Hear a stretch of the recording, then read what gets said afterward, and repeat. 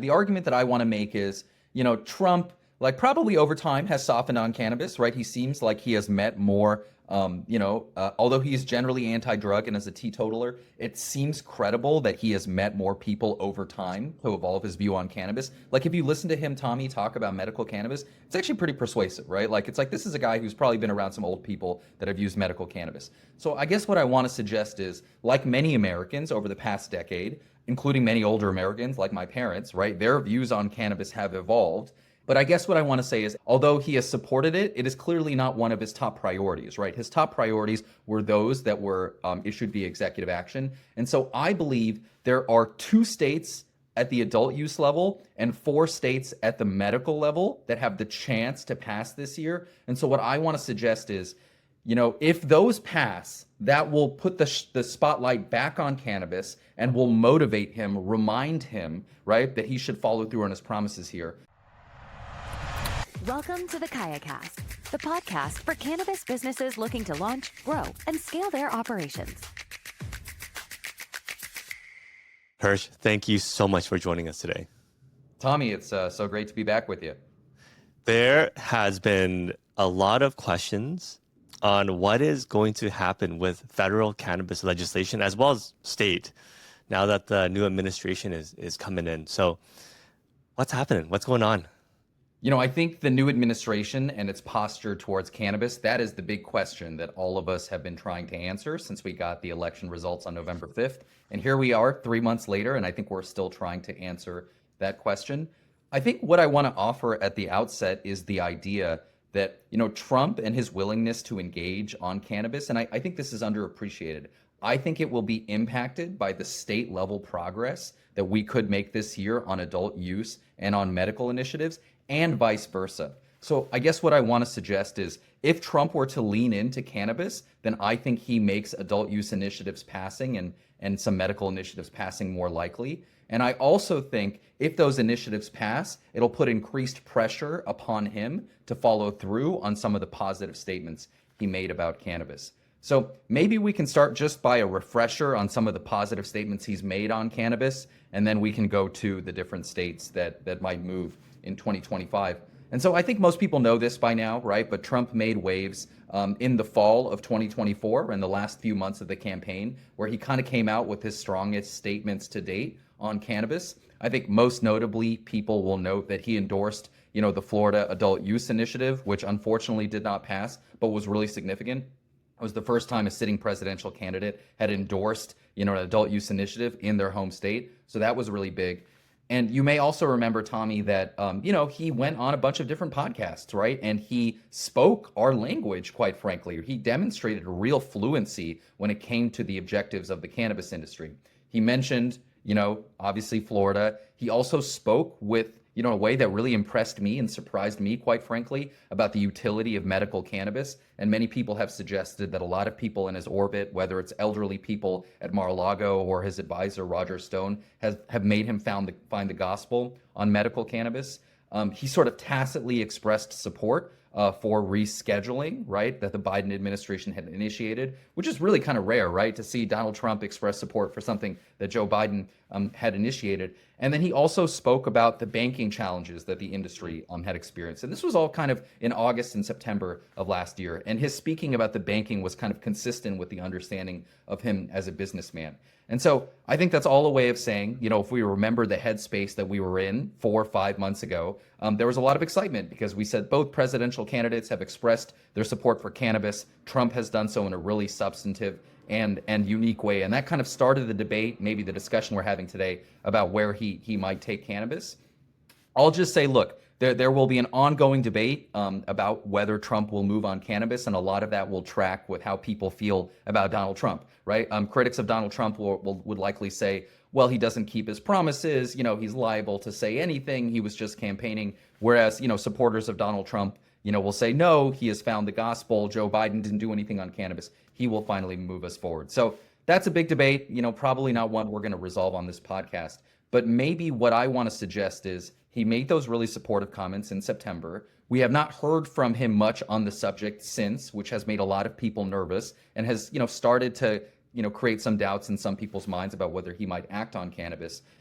Without wading into that debate, I guess what I want to suggest is, in 2025, there are both adult use initiatives and medical initiatives that we should really be paying attention to, because I think, again, Trump's engagement could help these get over the finish line. And I also think these getting over the finish line will also impact Trump's engagement. So there's sort of like a yin and yang, right? Or a back and forth going on here. I feel as though there are so many things. If you look at all of his executive orders that he's done, there were all pressing issues that he was talking about, and maybe cannabis comes after his administration gets appointed. So the people that he is appointing, Pam Bondi, what's her stance on cannabis, and who's going to lead the DEA, and what's the new heads that are coming in? What's their stance on cannabis? Yeah, I mean, I think there are, as you mentioned, three important, or at least three important people to be paying attention to here. One is Pam Bondi, who's the nominee for Attorney General. As we're recording this in late January, Pam Bondi is going through her confirmation hearings. I expect that by the time this comes out, Pam Bondi will be confirmed as Attorney General because the Republicans have the votes in the Senate. And so, what can be said about Pam Bondi is that she is probably neutral at best on cannabis, right? So critics of Pam Bondi, who used to be the Attorney General of Florida, people who don't think she's going to do anything, will say, well, when she was in Florida, she was, against the medical initiatives there, and she has, demonstrated a hostility towards cannabis. I think that's totally fair, but I think, people on the other hand might say, well, her job as Attorney General was to do what her principal, then the governor of Florida, told her to do. And the way that she's been described is that she's a very loyal kind of foot soldier, right? That she will execute the program that the principal that has put her in that office intends to happen. So I know that's not a great answer to your question, Tommy, but it's like some people will say, hey, look at these anti-cannabis things that Pam Bondi said 8 years ago. And, one could say, well, most politicians, including, Kamala Harris, who just ran on legalization, was saying similar things 8 years ago. I think it's more accurate to state that she will take her marching orders from the person in charge, which kind of brings us back to what I was saying before about Trump.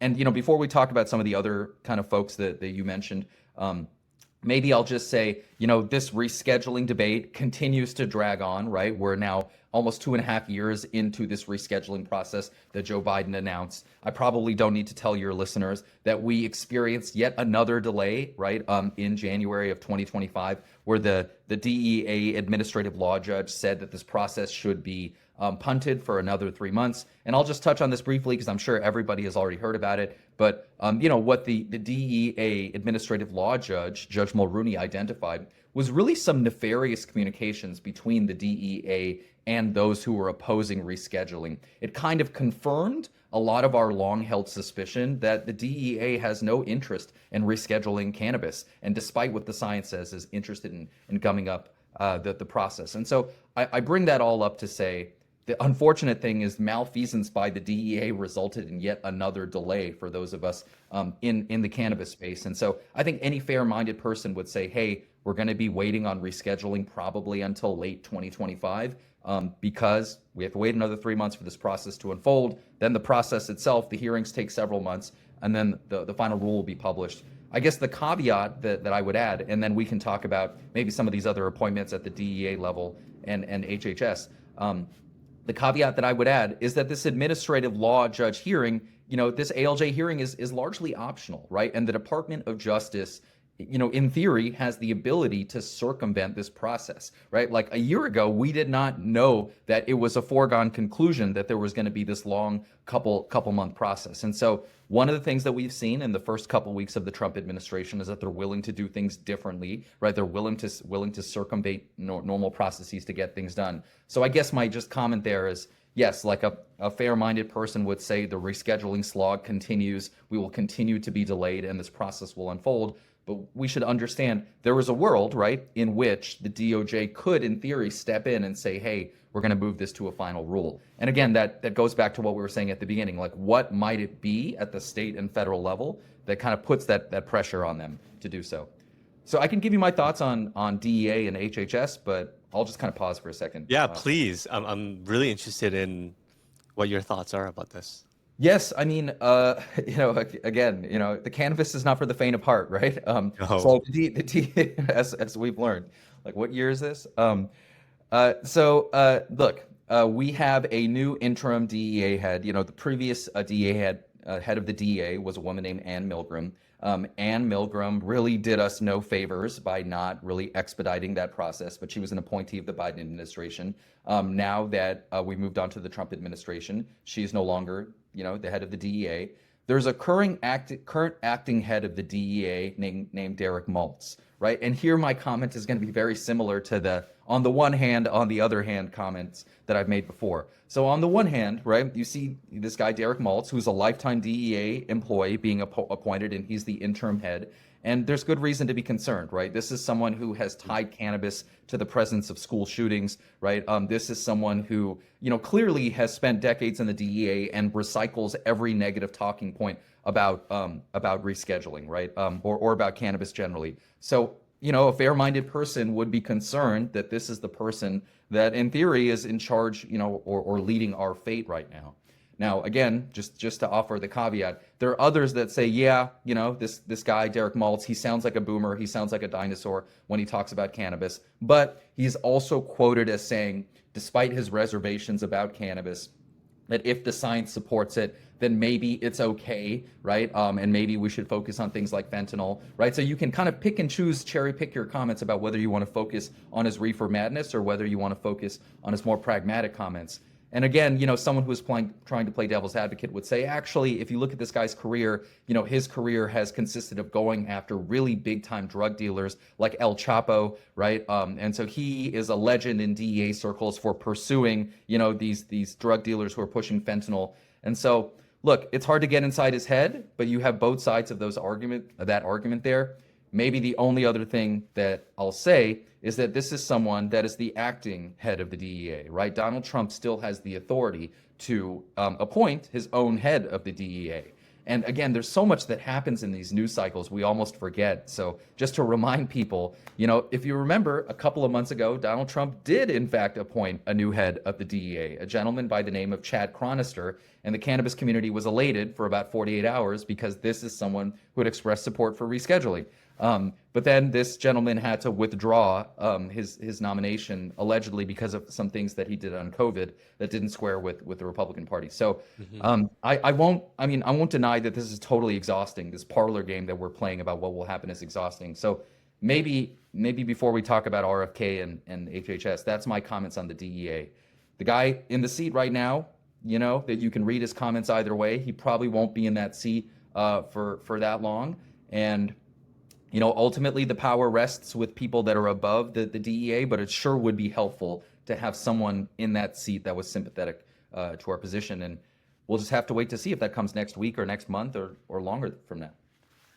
gosh, it's everybody's on pins and needles right now, just waiting for this. So really, in summary, it's really the DEA that's going to decide. If not, then the DOJ.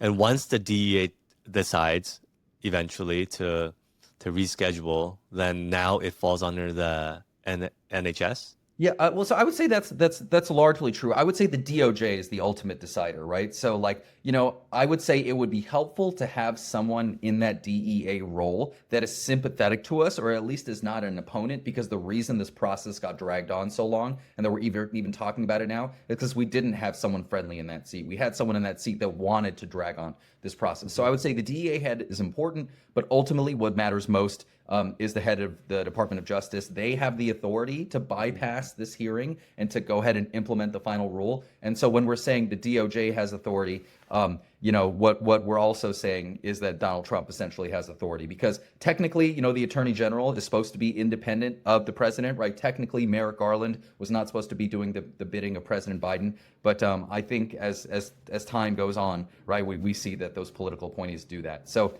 I would say the DOJ is what matters most. And maybe just to put a pin on it, right now, Tommy, as we're recording, RFK, right, is going through his own confirmation hearings in the Senate.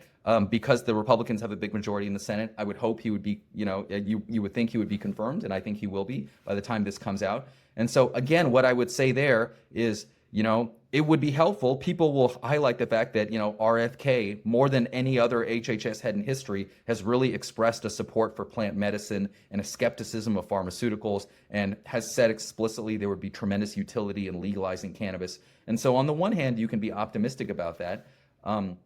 But on the other hand, the HHS's role in this process is already kind of done, right? This was always a two-step process where the HHS was supposed to give us the science, which they clearly did, and the DEA was kind of supposed to bring this over the finish line. Unfortunately, the DEA failed to do its job there. And so, while it would be helpful to have RFK as the head of the HHS, he does not have the same amount of power as someone like Pam Bondi, the Attorney General, is. And so maybe that's the concluding comment. Maybe we need to focus most on what she is doing and whether this is a priority for her. And that in turn will depend on whether it's a priority for Trump. Wow. And what you're saying is it really Trump's his opinion on how big of an issue cannabis is really depends on what happens at the state level. I think to an underappreciated extent. I guess that's the argument that I want to make. The argument that I want to make is, Trump, probably over time has softened on cannabis, right? He seems like he has met more, although he's generally anti-drug and as a teetotaler, it seems credible that he has met more people over time to evolve his view on cannabis. If you listen to him, Tommy, talk about medical cannabis, it's actually pretty persuasive, right? This is a guy who's probably been around some old people that have used medical cannabis. So I guess what I want to suggest is, like many Americans over the past decade, including many older Americans like my parents, right? Their views on cannabis have evolved. I think Trump was smart enough to understand in September of last year that the country had shifted, right? And that he was confronted with this very specific question of hey man, you're from Florida. How are you going to vote on this Florida ballot initiative, right? This rescheduling process is going on. So the argument I want to make is he has been softening over time, like many people in this society. He was smart enough to understand that in a moment in history, he was called upon to take a position on an issue, and he wanted to take the right position, which, even though Florida didn't pass, most people actually agreed with him. The Florida ballot initiative got about 56% of the vote, which is the same amount of the vote that he got in Florida. But I guess what I want to say is, as you alluded to earlier, Tommy, right, in your comments, although he has supported it, it is clearly not one of his top priorities, right? His top priorities were those that were issued via executive action. And so I believe there are 2 states at the adult use level and 4 states at the medical level that have the chance to pass this year. And so what I want to suggest is, if those pass, that will put the spotlight back on cannabis and will motivate him, remind him, right, that he should follow through on his promises here. So that's one thing. And the other thing is, in some of those states, there are key Republicans, right, in key positions there. And whether these in fact pass will depend on large extent to whether those people drop their anti-cannabis politics. And there was a lot of talk, Tommy, you remember, about, hey, now that Trump has taken this position on cannabis, will these other people soften? So I think it's kind of a back and forth here. If he leans in with a supportive statement, that could move these legislators. If these things move forward, and I'll give you maybe a few specific examples in a second, then I think you could see him move. And so maybe I'll quickly touch on a couple examples, but let me know if you want to go deeper. Oh, please. Yep. So right now we have 24 adult use states and 39 medical states. So, let's all think about that, right? Right now, 24 out of the 50 states have allowed adult use and 39 out of the 50 have allowed for medical. What I want to suggest is that I think we have a really good chance this year of getting over the 50% line when it comes to adult use states. I think there are 2 states that are, I would say, more likely than not to legalize. It's not a done deal, but Hawaii and Pennsylvania, and we'll talk for a second about why they're important, have the ability to get us to 26 states. And I think once you do that, you cross kind of an unspoken tipping point, right? Even if some of these states are small, like Hawaii, right? I think getting to 25, 26 states crosses a psychological barrier and engenders the assumption that most states have taken this action. And so the federal government should too. The analogy I would offer you, Tommy, is that, for about 10 years in this country, state after state legalized gay marriage and the federal government did nothing. But it was not until we hit the 32nd state that legalized gay marriage that people started to say, wait a minute, this doesn't make any sense, that all of these states, this federal state conflict is no longer tenable. And so I guess that's the first point, which is that there are 2 states, Hawaii and Pennsylvania, that I think are likely to go from 24 to 26 this year. And I think, Tommy, we could actually do a whole episode on Pennsylvania because of how important it is, not only because it's the most immediate growth catalyst probably for cannabis, given that it's such a large state, but also, as we know, it's such a quintessential swing state, right? It is a very divided state. And so if there is the ability to pass adult use in Pennsylvania, and in a second, if you want, I can give you my thoughts on why I think it's finally going to happen. But if you can do it there, it has incredible symbolic importance in the country that you can fashion a bipartisan agreement in this divided country. So that's, I guess, the first point, which is like, hey, Hawaii and Pennsylvania, if they go, then we're living in a world where most states have legalized adult use cannabis. I think that slightly changes the tenure of the conversation going forward and allows us to build momentum. And then the other one I want to mention, and this is a little bit less sexy, right? People pay a little bit less attention to medical, but right now we have 39 medical states. If you go back and you read the HHS report that provided the sort of conceptual justification for rescheduling, if you look at it really closely, Tommy, it's not just that they say that cannabis has medical utility. What it says in that report, and I actually advise reading all 250 pages of it. It is, if you work in this industry, it is awesome and will remind you why we're all doing this work. But if you read that report, Tommy, it says, well, actually, we have these state experiments going on, right? We have all of these different states that have adopted medical programs and have, fashioned it into a medical good.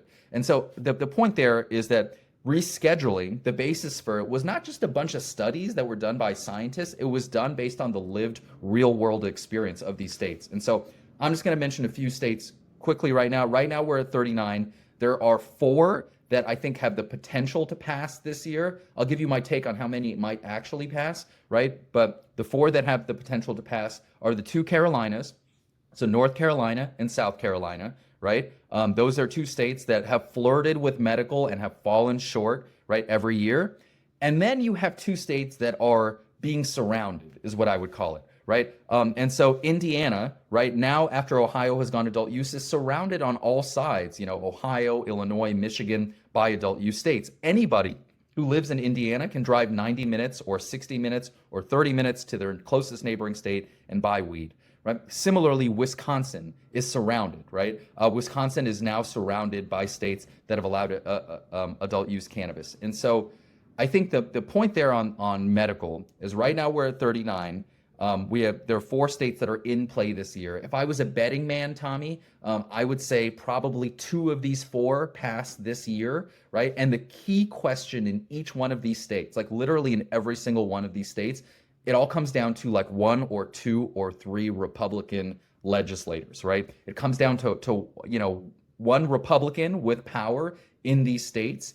And so if we can be successful and get 2 or more of these over the finish line, it will demonstrate that these Republicans have moved on cannabis, and it also will further, in the same way the adult use initiatives like just provide a lightning bolt of clarity. It'll be like, wait a minute, guys, we have 41 states that have adopted medical cannabis programs. How can we continue to say that cannabis does not have more medical value? So there's a lot that could be said about all of these states. I think that there's a lot of detail there, but that's just the high level on them.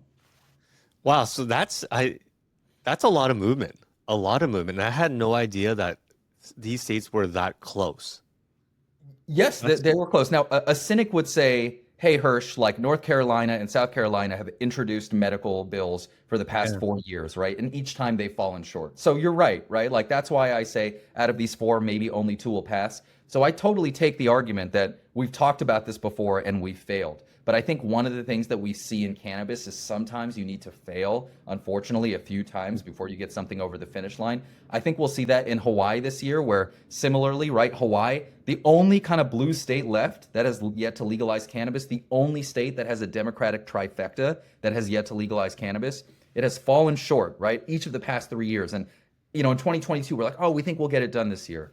But I do believe, and we'll have to see what's true, that we are now closer than ever in these states. And yeah, maybe the other thing that I'll say, Tommy, is, part of it is, in North Carolina and South Carolina, you try and you fail, you try and you fail, and then you come back. And then there are states like Indiana and Wisconsin where a practical reality just starts to emerge, right? Where in Indiana, just to give you a really specific example, the current governor of Indiana, a gentleman by the name of Mike Braun, a super conservative guy, has basically been like, I've never really been a fan of cannabis, but we are surrounded on all sides. Clearly, we need to do something here.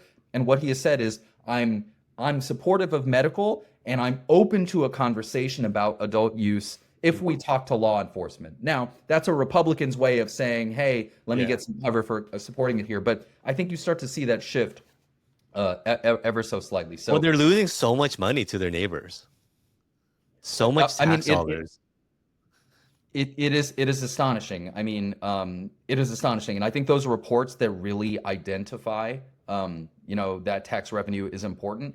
I think there's a few components of this, right? One is sort of the tax revenue, the economic competitiveness argument, and I think another element of this is just a law enforcement question, right? The idea that someone should be arrested, right, for buying a product that is legal in another state, it just doesn't pass the basic smell test. And so I think those are kind of the two things. Like politicians are now have the courage to speak up by framing this as an Yeah. economic development issue. And then there is a criminal justice part of this conversation where society intuitively is like, well, it doesn't really make sense that I could cross that state line and participate in an economy. And if I'm doing that here, it's a felony. You mentioned this earlier, how the federal government influences the state and vice versa. I think Trump, if there's one thing that he's done, is he's made Republicans more moderate. The party is a lot more moderate now, and their stance on cannabis has changed. He has definitely dispensed with a lot of the orthodoxies that used to define the Yeah. Republican Party. And so an optimist would say, right, like sort of trying to answer the question that you asked at the outset and that we're all trying to answer. An optimist would say, this is a guy who deviates from traditional Republican orthodoxy. This is a guy who looks at something through an economic lens. This is a guy who's a populist, right? And so those debates won't be able to be resolved until we see what happens one way or another, right? But that's the hope. That's the hope here. And yeah, go ahead. Sorry. No, so what has changed in Pennsylvania? Because I remember talking to you last year, and there was hope, but it was a long shot. Yes. Yeah. Last year, I was one of the people that said, hey, like, I don't think this is going to get done last year. And so, whereas last year I thought there was like less than a 10% chance of it passing, if I were to put numbers on it, this year, Tommy, I would say I think there's better than a 50% chance of adult use passing in Pennsylvania. So again, none of these things are guaranteed, but that's sort of my effort to quantify what's most likely here, right? And so then the question is like, okay, Hirsh, so like what has changed, right? Why do we have a better shot in Pennsylvania this year? So number one, Pennsylvania's budget has gotten a lot worse over the last 18 months, right? So Pennsylvania is on track to have a several $billion budget deficit, which is not something that they had a couple of years ago. And so they're looking at new sources of revenue. I know people always look at cannabis as a cash cow, but now, right, Pennsylvania is looking at things like skill games and cannabis, things that they were reluctant to move on before because they're like, hey, we need to make money here. So that's number one.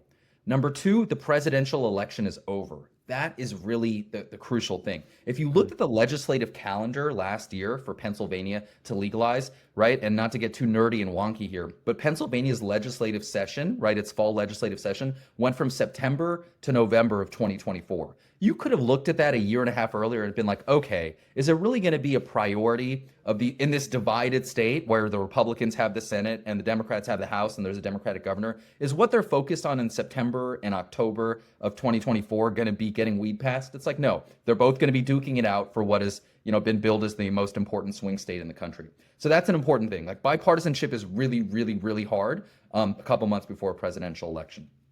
Another piece of that is, Governor Josh Shapiro, right? So Governor Josh Shapiro is going to run for re-election in 2026. Because the Democrats failed so miserably, right, in 2024, he's probably one of the leading candidates for presidency in 2028. How do you position yourself, right, for like a presidential candidacy? You win re-election by a wide margin in a bipartisan, divided state by passing bipartisan legislation, right? Whereas, if I were to just put it crudely, right, Josh Shapiro didn't really have a super strong incentive to negotiate with Republicans 6 months ago. His strong incentive was to do everything he can to make them look evil, right, to make them look obstructionist and to bolster the Democratic Party and for Kamala to win. But the Republicans just won Pennsylvania, right? Pennsylvania's a lot redder than we thought. If Josh Shapiro's political career is going to be successful, the best way he can do that is to show that he would be the first governor in history to get a bipartisan cannabis bill passed, right? And then he could run for that on re-election. So that's important. And then perhaps the most important thing, Tommy, is that Pennsylvania's neighbors finally have real cannabis industries. And so let's just kind of take this one by one, right? Ohio just started adult use sales in August. That wasn't really a part of the debate last year because they hadn't really started sales. Now, Ohio, although it still has significant room to grow, has generated $500 million in cannabis sales since it started on August 6th. So now you have Ohio, which is a real market. And again, I would just encourage anyone to pick up a US map and look how close Youngstown, Ohio is to Pittsburgh, Pennsylvania, right? They practically neighbor one another. So Ohio is open. And then I would say these other markets are now real markets. And you probably know this, Tommy, from all the work you do on the East Coast, right? New York is now a real market, right? New York could generate $2 billion in sales in 2025. If anyone was looking at the New York sales numbers over the past 6 to 9 months, they ramped significantly. So New York is now a real market. And New Jersey, right, is finally hitting its stride. It could hit $1.5 billion in sales in 2025. And again, just look at a map. Look at how close, those New Jersey dispensaries are to Philly. And it's funny, we're talking here, Tommy. Just a quick anecdote that I thought was hilarious. We're talking here kind of in advance of the Super Bowl. As you may know, the Philadelphia Eagles are in the Super Bowl. I think it's hilarious, right, that a lot of New Jersey dispensaries are the official partners of a lot of these sports complexes in Philly that are watching the game, right? There's this big sports complex in Philly called Xfinity Live, and they're partnering with dispensaries in Camden for this, right? So it just sort of like is a real illustration here. So that's my final reason why I think it's more likely than not this year, right? So again, the presidential election is over. They really need to make money in their budget. And whereas Pennsylvania's neighbors legalizing cannabis had long been a talking point, it's like, no, now these are real billion-dollar markets. Whereas 2 years ago, Tommy, I think I would say to you, New York is an adult use market, but it's got like 10 stores open, so it's not really an adult use market. Now it's got 300, and by the end of this year, it's going to have 500. So. Yeah, things are happening fast in New York. I want to talk about at the federal level, not rescheduling, but the other issues that we're fighting for. You've mentioned that things are going to be very difficult to pass Congress. Why? Yeah, so unfortunately, here's the not so optimistic news, right? So we were talking about, hey, on rescheduling, right? Maybe maybe we'll have a friendly DOJ, maybe Trump will lean in. But if you look at the leaders of Congress on the Republican Party, these folks are not pro-cannabis. So the Senate Majority Leader is a gentleman by the name of John Thune, who is the senator from South Dakota, and he has long been very anti-cannabis. I think one of the real tragedies of South Dakota not passing its adult use initiative in November is that, I think many of us knew that John Thune was a very likely candidate to be Senate Majority Leader, and the fact that that did not pass was problematic. And so, I'll just say the very obvious thing that most people on this call know, that in order to get a bill passed through Congress, the Senate Majority Leader needs to put it on the floor, right? That's why we were so frustrated with Chuck Schumer over the past 4 years, because he didn't put, the Safe Banking Act on the floor. So there, my very simple comment is, unfortunately, John Thune is anti-cannabis, and it really hurts that South Dakota did not pass this past year. The leader of the House of Representatives, as I think most people on this call will know, is a gentleman by the name of Mike Johnson. Mike Johnson is a fairly conservative, religious Republican from Louisiana, which is not an adult use state, and so he is not pro-cannabis either. And so, look, I think we're living in a new world, right? I think Donald Trump will probably have more sway over Congress than any executive has historically had over a Congress, just given his larger-than-life presence. But any fair-minded person would say, look, the people who you will need, right, to get legislation passed are anti-cannabis. And maybe as we think about what are the potential pieces of legislation that might get passed, one that I'm sure everybody is sick of hearing about is the Safe Banking Act, right, which is now, we've been discussing this for a decade and it has not been passed. What I'll just say is, in order for that to be passed, you need the cooperation of those leaders of Congress. That's going to be tough. The other thing that we should understand is that, the head of the Senate Banking Committee is a guy by the name of Tim Scott, who is a Republican from South Carolina. So just to connect this to what I was talking about earlier with state level progress, Tim Scott is anti-cannabis, right? And so he has a very limited interest in passing a banking bill through the Senate Banking Committee because he doesn't have any constituents that sell legal cannabis, because you can't sell legal cannabis. He has plenty that sell it illegally, of course, but he doesn't have any constituents that sell legal cannabis.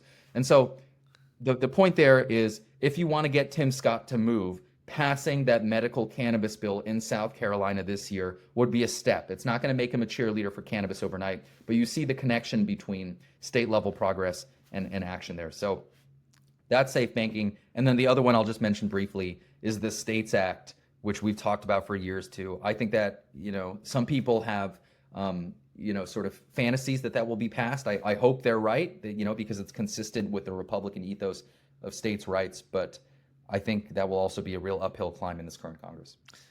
Oh, that sucks. That sucks to hear. Yeah. Before I let you go, what's happening with the Farm Bill and hemp-derived beverages? Yes. So I think the Farm Bill has been continuously punted, right? So the Farm Bill will likely be resolved in late 2025. And so I think you will continue to see the proliferation of intoxicating hemp products across the country. And I think, most people have noted that in many states, this is really impacting adult use, cannabis operators. You look at states like Illinois, for example, that honestly should be generating much higher sales, but don't because of the proliferation of these products. So that's just a number one comment. I think we won't see this resolved towards the end of the year. Number two, I will point out that the larger these industries grow, the more difficult it is to put the genie back in the bottle, right? The more jobs and economic activity that results from this, the more difficult it'll be to put the genie back in the bottle. So that's something we should be mindful of. But maybe a couple other things that I'll say without getting too wonky. There was recently a court decision that basically gave states more power to regulate these industries, right? And so it had long been the argument that, like, hey, we passed the Farm Bill. The Farm Bill provides like blanket federal protections for these businesses. The ability of state legislatures to curtail or to restrict or to age gate these products is limited. Without, getting too far into the law here, right? Recent court decisions have given states more power to regulate these industries as we see fit. And so I think that might be a clue to what we're likely to see going forward. And maybe the final thing is, when this does get resolved, it is my opinion, and I think the opinion of many, that although there may be some intoxicating hemp products that do not survive this transition, in my opinion, beverages are here to stay, right? And I really think that the proliferation of hemp-derived beverages in this country is really one of the most fascinating developments in cannabis. We could have our own episode on it. I'll just say the really obvious things. These products are growing, right, like crazy, which makes sense because this is a very familiar form factor. If you look at the volume of cannabis beverage and hemp beverage sales in a place like Minnesota, like, it really is astonishing how, 10, 15% of alcohol sales are to these hemp beverages. I think the public health argument for these hemp beverages is the strongest, whereas you can see a lot of scary stories about someone eating a really intoxicating hemp gummy or, this kind of flower. Beverages are generally a substitute for a product that we know objectively is much more harmful, which is alcohol. And so from a public health perspective, it's going to be hard to make the case that this should be put back in. And finally, the alcohol lobby sees beverages as a potential product in their portfolio that can help plug the declining sales that they're experiencing in other areas. And so I'll just say, maybe to summarize, it'll probably be towards the end of the year before we have clarity on the Farm Bill. You are likely to see states, just as they do with cannabis, take their own tack because of recent court decisions that allow them to do so. I think down the road, you will see an effort to close, quote unquote, the loophole on some of these products. But I do think beverages is a category that will survive. And I guess the final thing I'll say on beverages, and I historically was a skeptic of beverages because it's not the way that I consume as much, right? And I think many of us who are longtime cannabis consumers were skeptical of beverages for that reason. I guess the final thing I will say is, what has surprised me is how enduring the stigma against cannabis is, right? It is still, and maybe it shouldn't surprise me, but it is amazing to me that, I'm still hearing the same arguments I was hearing 7, 8, 9 years ago that I think are not grounded in science. And perhaps beverages can be one way that we can overcome that stigma that seems so deeply embedded in the American psyche against THC. And so the adoption that it creates may warm people up to the idea of THC generally, and we need that to happen. And so that's why I'm excited about this category. Yeah, I think beverages are the future of consumption lounges. Totally. Yeah. Concerts too, right? Right. Especially like active, outdoor kind of public consumption, without question. Yeah, nano infused THC. Sign me up. Yeah, totally. 100%. It's such a competitive category, but there's so many great brands out there. So I think the tough thing for these businesses will be figuring out how you win in this very competitive category. Hirsh, thank you so much for providing clarity in this time of need. Is there anything that we didn't go over that you feel our listeners should know? Maybe I'll just say that I think it's interesting that some of the most robust, stable cannabis markets right now are in red states. And I'm hoping that that can help our political culture on cannabis evolve. I think the best example of this is a state like Missouri, a very, red state that has a robust and a continuously growing industry. There are even smaller examples of this, a state like Montana, which is only a state of 1 million people. But, Tommy manages to do more than $300 million in sales each year. And so these are states that never would have passed cannabis if it were not for a ballot initiative process, right? But that process passed, and the industries that developed have been a little bit lighter touch. And perhaps that can tell us something as we seek to regulate these industries in a smarter way going forward. Yeah, it's undeniable. It's inevitable. I was talking to somebody that had a prediction that it's just how many political cycles it'll take before things eventually get I guess, rescheduled and ultimately unscheduled or descheduled. Yeah. Totally. And I think the thing we have in front of us are those 6 states that I mentioned earlier. What are the 2 states where we could pass adult use and the 4 we can pass medical? That won't get us where we want to get to, but that will help grease the wheels of progress. Because right now we're kind of floating in no man's land and we need to regain some momentum. And I think that can help us get there. How can our listeners find you? I'm sure that everybody wants to be plugged in on what's happening and things are happening so fast. Where can people find you? I'm pretty active on X, formerly known as Twitter, where I am constantly posting my thoughts on cannabis news and policy. So if you want to sort of get a preview on what I'm thinking about on a minute-to-minute or hour-to-hour basis, you can follow me on Twitter. Ananda Strategy is my handle. That's ANANDA Strategy, Ananda Strategy. You can also follow me on Instagram, same handle, Ananda Strategy, or send me an email at hirsh@anandastrategy.com, which is also my website. So any of those ways. Thanks, Hirsh. Thank you so much for coming on today. Thanks, Tommy. Enjoyed it. Thanks for listening to the KayaCast podcast. We hope you enjoyed the show. Don't forget to subscribe to our podcast in your favorite podcast app or visit our website to access the full archive of episodes from the show.